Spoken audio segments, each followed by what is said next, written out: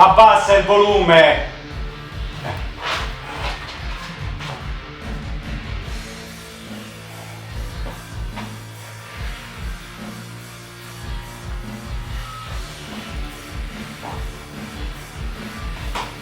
Abbassi il volume, sì o no?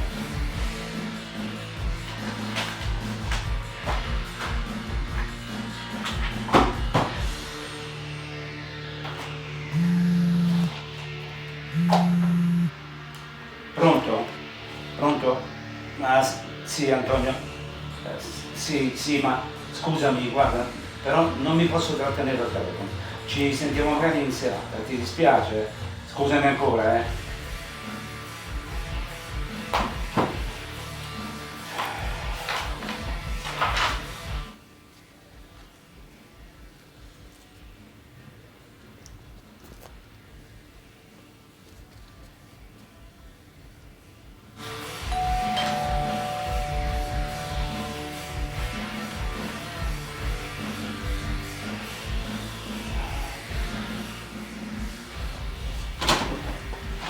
Buongiorno professore. Buongiorno, la stavo aspettando. Prego, prego. Grazie. Venga, lascia strada. Prego, si accomodi. Grazie. Mi scusi il disordine e anche questa musica assordante. Mia figlia, sa? Croce e delizia della mia esistenza. È una ragazza brillante, curiosa, intelligente. Ma non sono mai riuscito a tenerla a bada. È una fotografa, sa? E sta sempre in giro. A volte perdo le sue tracce anche per 1 o 2 mesi. Non risponde neanche al cellulare. Poi torna qui e mi ritrovo la casa piena di fotografie del Molise. Ha un amore viscerale per questa terra. Questo è molto bello. Forse io stesso le ho trasmesso questa passione così forte. Ma mi preoccupo ogni volta che sparisce per tanto tempo senza dare notizie. Non sono ancora padre, ma credo di immaginare cosa si possa provare. Ti prego, basta, abbiamo ospiti. Finalmente.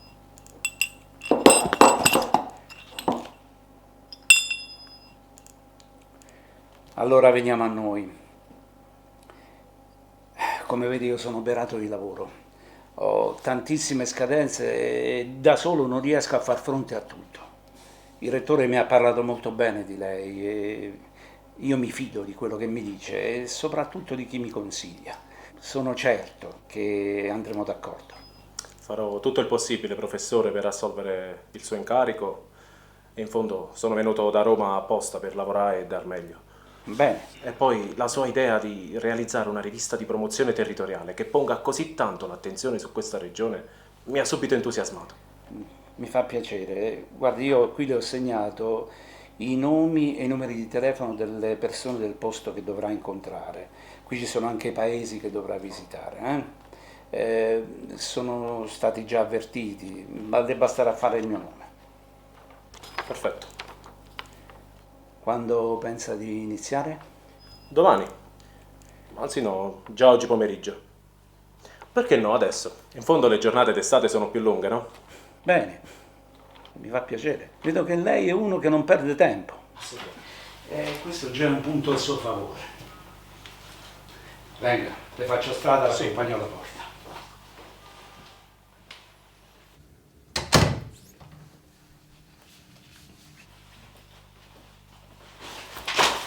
Io, scusami, non volevo davvero... Mi dispiace, davvero non volevo farti cadere le foto.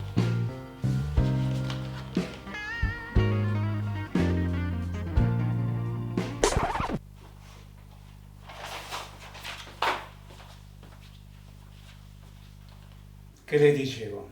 Capisci adesso? Sì.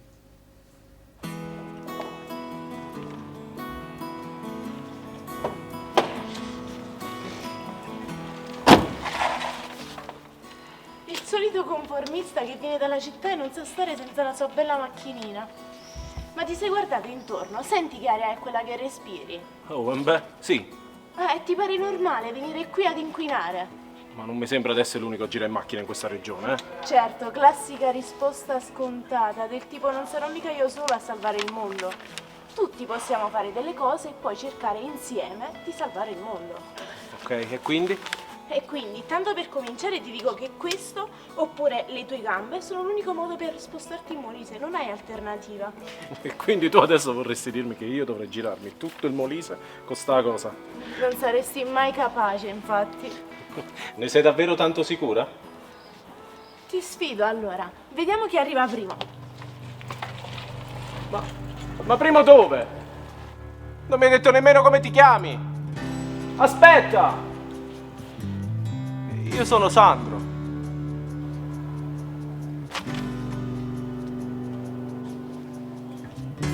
Ma no, dai, è impossibile. Ah, è impossibile.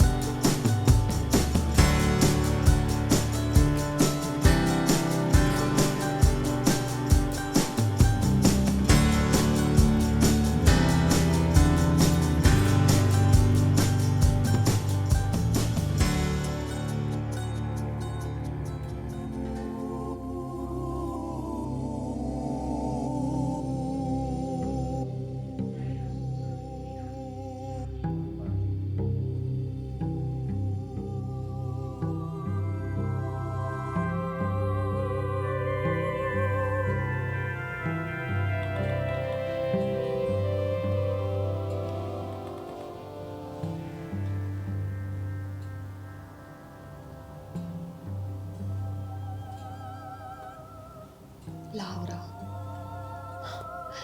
se sei qui è perché stai per intraprendere un altro viaggio. Esatto, è così. Non ti stanchi mai di scoprire e di arricchire la tua anima di nuove emozioni. No, mai amica mia.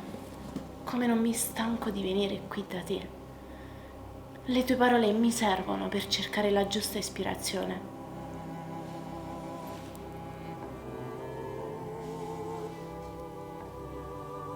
Guarda ogni cosa con gli occhi del cuore e lascia da parte la ragione. Diventa acqua,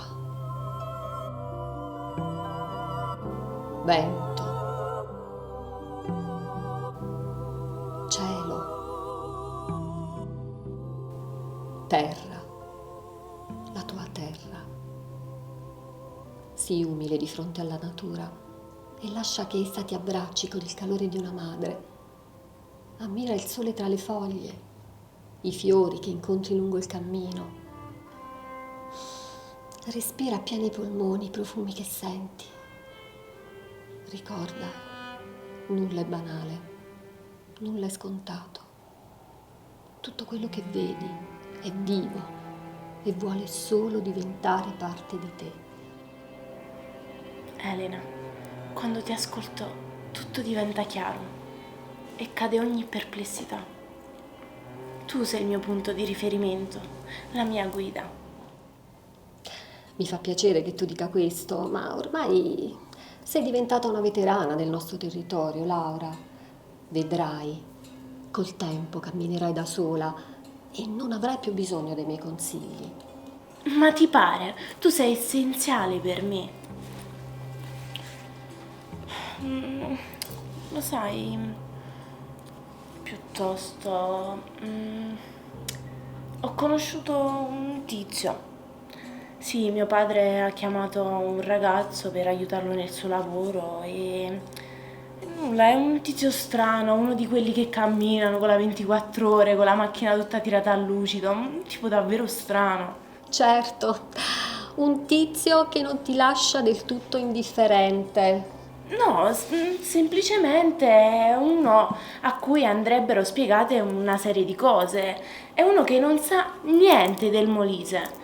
Uno che... È uno che, nonostante tutto, in fondo, Ma che vai pensando? Diciamo che è uno che non è senza speranze e che se mai dovesse capire una serie di cose potrebbe anche diventare mio amico. Sì. amico. Mm? Tieni, qui ci sono dei versi che ho scritto pensando al Molise, guardando il Molise. Fai in modo che arrivi a lui, così magari ogni sera potrà leggerne alcuni. Ma come posso... Saprai tu come fare. Sarà del tutto naturale e lui capirà, vedrai.